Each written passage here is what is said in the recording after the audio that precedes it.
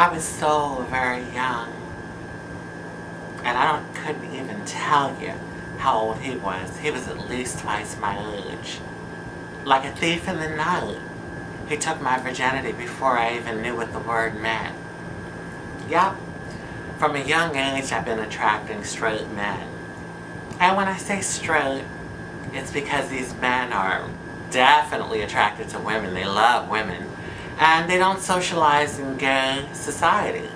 Their socialization is mainly with heterosexuals. I was about 7 when I went to this church fair with my mom. And there was a spiritualist there that was giving palm readings. So I begged my mom, I wanted a palm reading, and she gave me the $1. And the spiritualist read me, and she was saying all this stuff about my life. And then all of a sudden, with a surprised look on her face, she says, "Oh my God, I see so many men in your life." And me being 7, I just started giggling. And she grabs my hand, she's like, no, you don't understand. These men are gonna want you sexually, and there's so many of them, you have to be careful. Well, even at that age, I knew that that was something I definitely was not gonna tell my mom. So when my mom asked me about the palm reading, I said to her, I said everything but that. I left that out. Well, that spiritualist was so right. It's been so many of them, and a variety. From the conservative suit-wearing type to the thugs with the dreads and the goals in their mouth to the bohemian, artsy type. It's been a smorgasbord. Black, Latin, white, Asian, Indian, and black again. I tell you, I think I am ready for a real man. Yeah, a real man. Now, I've had some really popular ones. I'm talking the rapper, the politician, the singer, and that's all the hints I'm going to give you because I don't kiss and tell. But like I said, I think I'm ready for a real man. Now, don't get me wrong. When I say real men, I don't mean that they haven't been masculine. My boyfriends have been the epitome of masculine. I remember one boyfriend that I had some years ago. We were driving somewhere, and there was a guy at a bus stop. He was obviously gay, a very effeminate guy. And my boyfriend at the time looks at him and calls him a faggot. And I look at my boyfriend like he's crazy. And needless to say, I'm about to tell my boyfriend off. And he looks at me and he says, no offense to you, baby. No, you're pretty, you have the essence of a woman. He says, I could never be with someone like that because to me it would be like being with one of my buddies, like my homeboy. He said, you know, because you're transgender, it's special to me because he had been with like a lot of women, according to him. And being with me was like taking it to another level. And he called my experience galactic.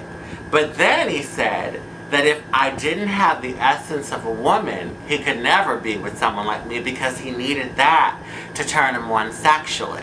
I know, it's complex, but the universe is complex, so why would we think that us human beings wouldn't be complex? Okay, so like I said, my boyfriends have been the epitome of masculine. Oh, and they bought me dinner, and they paid a bill or two, but I'm talking about a man that would not be ashamed to be seen with me in public. You know what I mean? That I wouldn't have to be the transsexual girlfriend that's a secret. That's what I'm talking about. And I mean, I've been in this mistress syndrome for quite some time now. You know what I mean, like calling me from block numbers so I don't have their number to call them back. The 3 a.m. visits. I want my husband and my picket fence. Well, I don't know if I could get that, but at least to be able to have a man that's in my corner, that has my back 100%. But then I think to myself, is there a guy out there that I would want to be dealing with 24/7? And I really had that realization recently with one of my current boyfriends. We've been seeing each other for about a year now. And I mean, he's good looking. Picture Drake, the rapper, except he's 6'6", so he's like this basketball player type. And whenever we get together, we have a great time. He always treats me great. Well, recently he came over. We had a good time together, watched a movie, had dinner. And he left about 2 in the morning. And I fell out after he left. And when I woke up later that morning, he called me from work. And he said that he thought he had left his wallet. Well, I didn't notice it, but sure enough, when I went and checked, I went where he had thrown his pants on the floor, the wallet was there. So he says he wants to come after work and pick it up.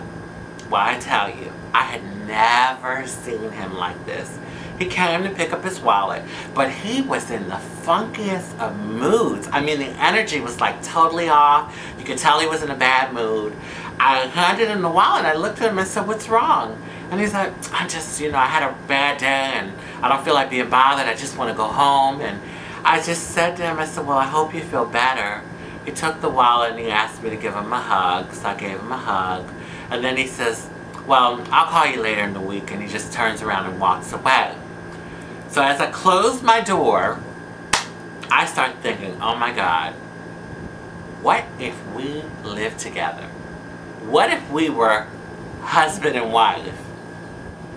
And I mean, he was someone that I could have probably went there with, but then that would mean I would have had to deal with that funky attitude of his, and who knows what else I would have to deal with living with him that I don't know about.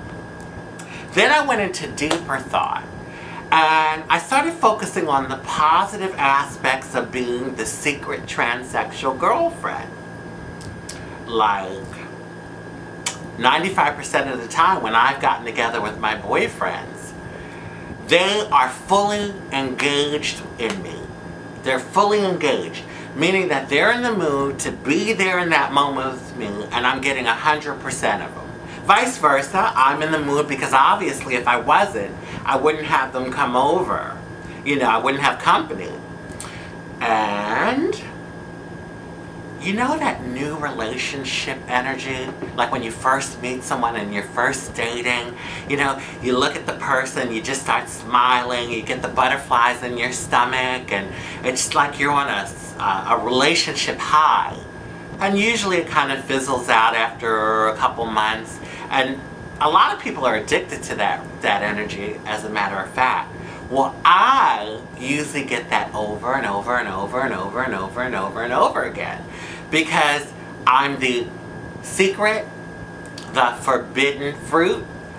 It's like this energy that comes with these boyfriends. It's like they're, you're something so unique and different, and they're coming to see you, and oh, they can have this moment with you and you can have this moment with them.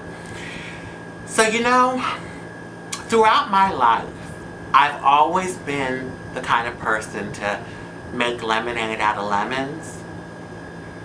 Until my Prince Charming shows up, I'm going to make the best of it. Love, peace, and blessings.